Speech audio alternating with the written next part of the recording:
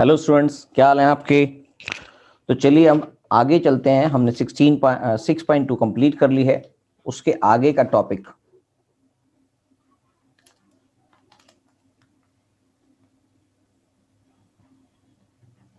Criteria for similarity of triangles. Correct. तो चलिए इसके लिए थ्योरम 6.3 कर लेते हैं। थ्योरम 6.3 कहती है कि दो ट्राइंगल्स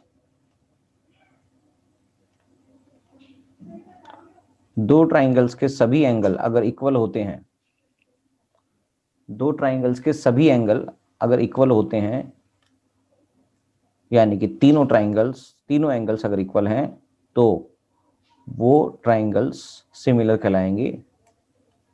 राइट। यानी कि ट्राइंगल ए बी सी और ट्राइंगल पी क्यू आर अगर हम ले लें तो उसके corresponding angle a equal to angle p है, angle b equal to angle q है, और एंगल आर या angle c equal to angle r है। तो कॉरस्पॉन्डिंग एंगल्स इक्वल होते हैं। तो थ्योरम आप लिख लेंगे, if in two triangles corresponding angles are equal then their corresponding sides are in the same ratio or proportion and hence the two triangles are similar। यानी कि ये जो क्राइटेरिया हो गया, this is known as triple ए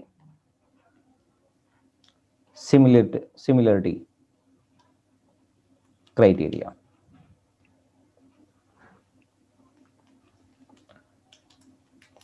तो triple A similarity criteria इस तरह से बन जाता है। और इसमें अगर थोड़ा सा मॉडिफिकेशन अगर करना चाहें, 6.3 तो हमको यही बताती है, अगर हम इफ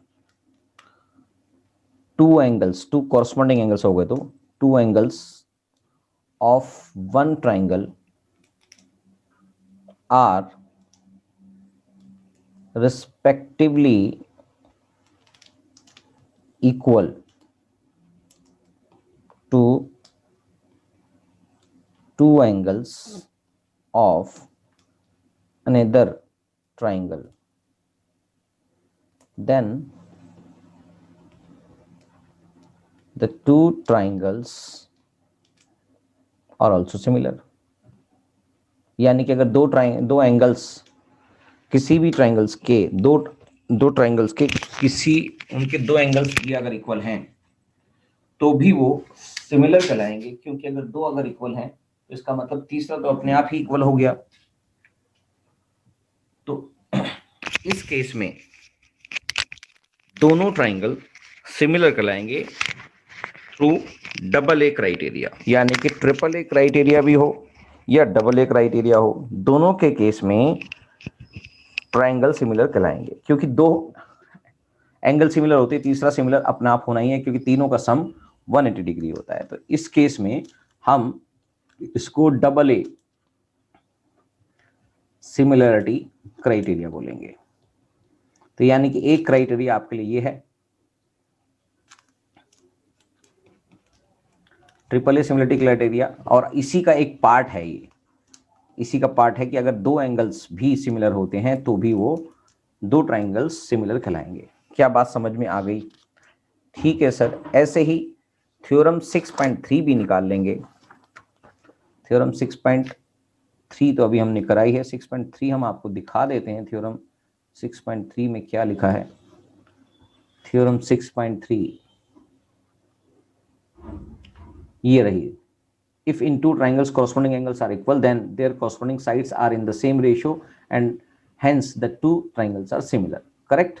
ऐसे ही अगर हम 6.4 थ्योरम में चले जाएं, if in two triangles sides of one triangles are proportional to, that is in the same ratio of the sides of the other triangles, then their corresponding angles are equal and hence the two triangles are similar। यानी कि अगर इसको हम इस तरह से लिख देते हैं, थ्योरम 6.3 है समझाने के लिए 6.4 थ्योरी तो ऊपर चली गई। 6.4 के हिसाब से अगर दो ट्राइंगल्स हैं,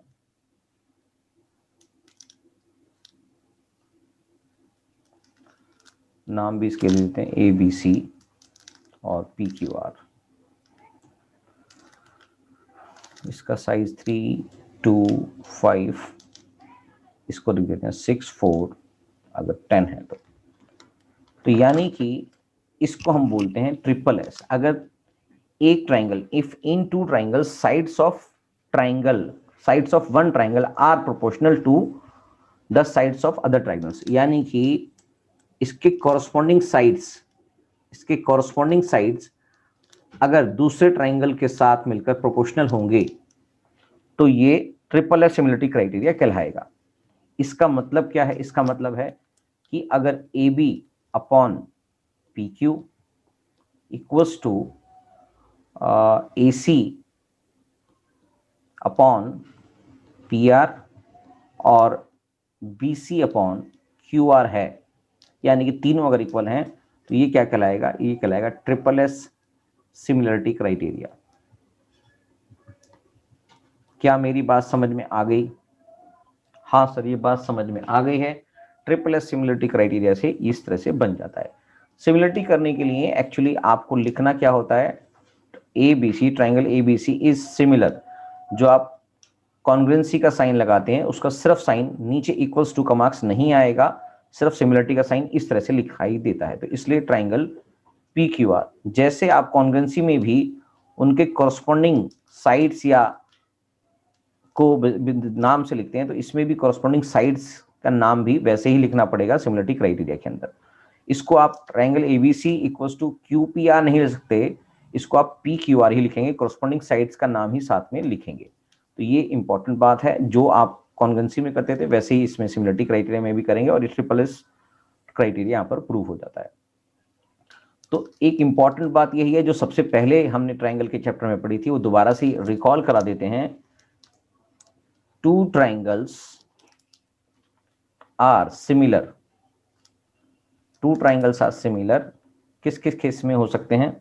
if either of two conditions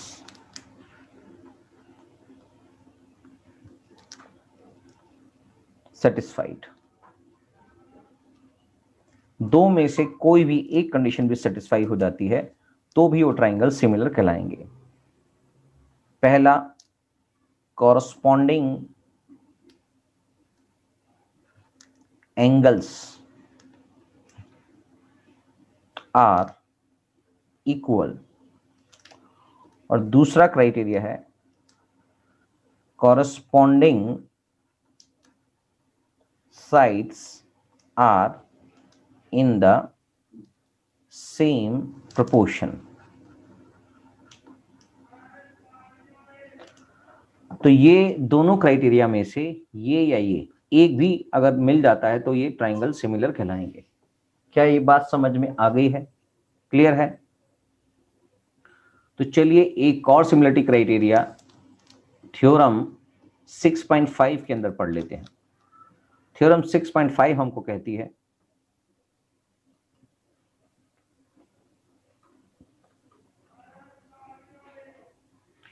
if two angles of a triangle is equal to one angles of other triangles, if one angle of a triangle is equal to one angle of other triangles and the sides included these angles are proportional, then the two triangles are similar। यानी कि अगर दो triangles हैं, समझा देता हूं, अगर दो ट्राइंगल्स हैं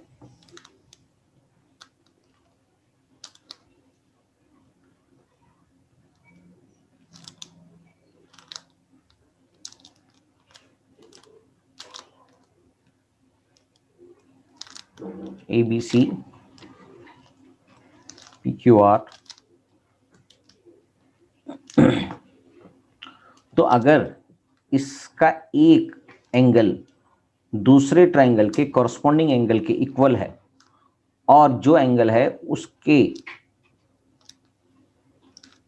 इंक्लूडेड साइड्स भी अगर प्रोपोर्शन में है, if one angles of a triangle is equal to one angle of other triangles and the sides included these angles are proportional, then the two triangles are similar. यानी कि 2 है और ये 5 है और ये 4 होगा और ये 10 होगा, तो यानी कि AB अपॉन में PQ equals to AC upon में PR भी होगा and angle A equals to angle P होगा। तो इस केस में ट्राइंगल सिमिलर होंगे, तो ये वाली कंडीशन बन जाएगी साइड सिमिलरिटी क्राइटेरिया। तो ये बात भी समझ में आ गई, यानी कि आपके पास ये तीसरी कंडीशन है, कंडीशन नंबर 3। पहली कंडीशन आपके पास थी ट्रिपल ए सिमिलरिटी क्राइटेरिया, जिसका एक और पार्ट था डबल ए सिमिलरिटी क्राइटेरिया से भी होगा, यानी कि बेसिकली डबल ए क्राइटेरिया ही चलता है। और अगर हम बात करें दूसरी क्राइटेरिया के लिए, उसके अंदर तीनों साइड्स यानी कि ट्रिपल एस सिमिलरिटी क्राइटेरिया था, दूसरा आपके पास था ट्रिपल एस, ये था हमारे पास, ये हो गया 6.3 में था, 6.3 में ट्रिपल ए और 6 पॉइंट में ट्रिपल एस, ये दूसरा हो गया आपका।